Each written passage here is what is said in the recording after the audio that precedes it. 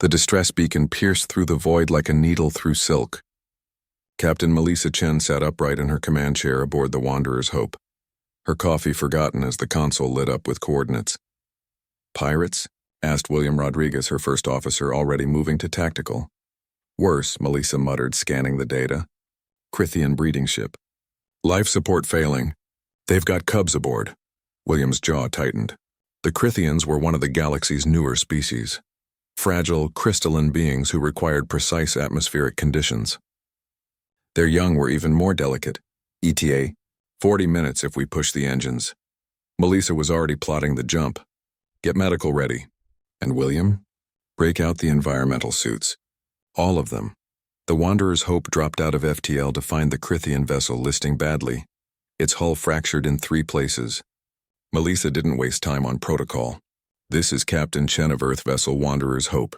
We're coming to get you out." The response came in crystalline chimes, translated by their systems. "Humans, but your biology. You cannot survive our atmosphere. Please save the cubs. Leave us. Nobody's getting left," Melissa said flatly. She turned to William. "How many suits do we have?" 12 functional.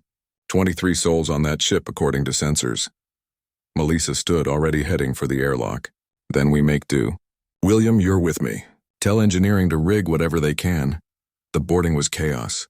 The Crithian ship's atmosphere was methane-based, toxic to humans while the temperature hovered at -40 degrees Celsius.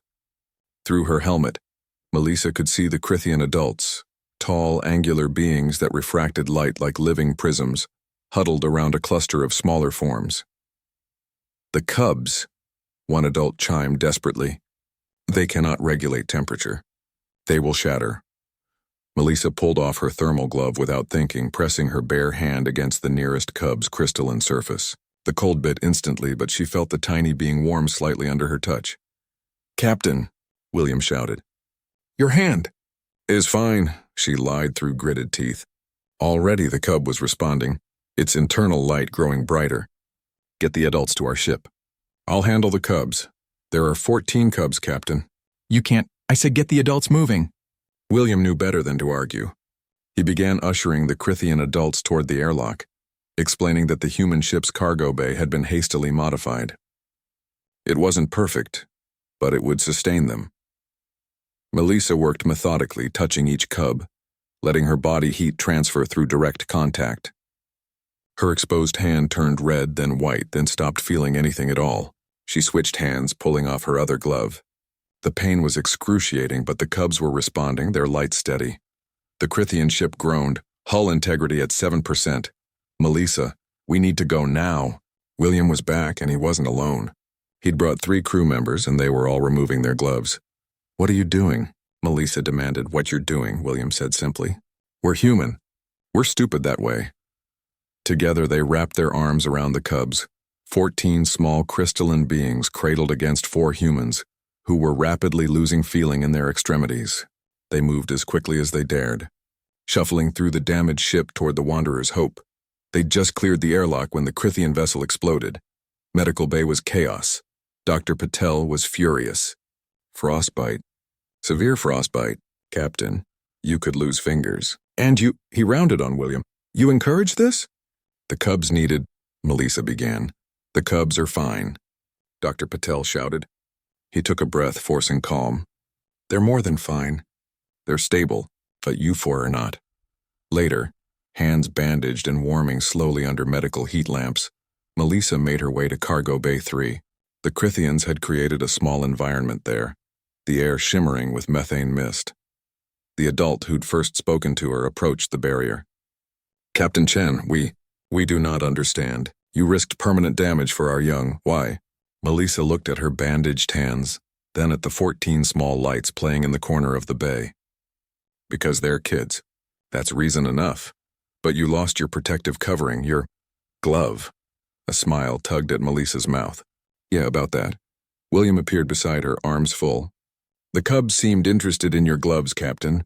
Command said we could spare a few from storage." He set down a box. Inside were 20 pairs of thermal gloves, each tagged and ready.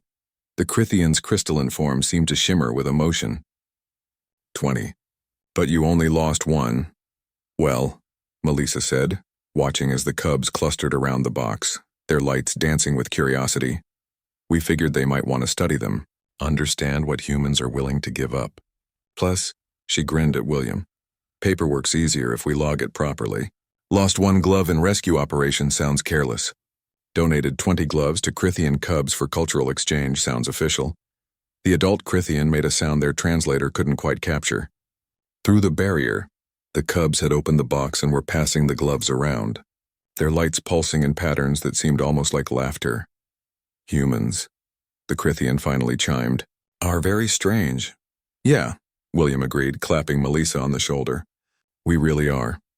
As they walked away, neither of them mentioned that those 20 gloves represented half their cold weather emergency supply. Neither mentioned that Command would probably have their heads for the deviation from protocol.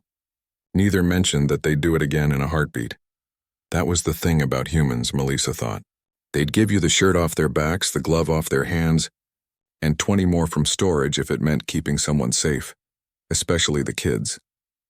Behind them, 14 small lights danced in the methane mist, each cub clutching a human thermal glove like a treasure, proof that in the cold vastness of space, some being still burned warm enough to melt the ice.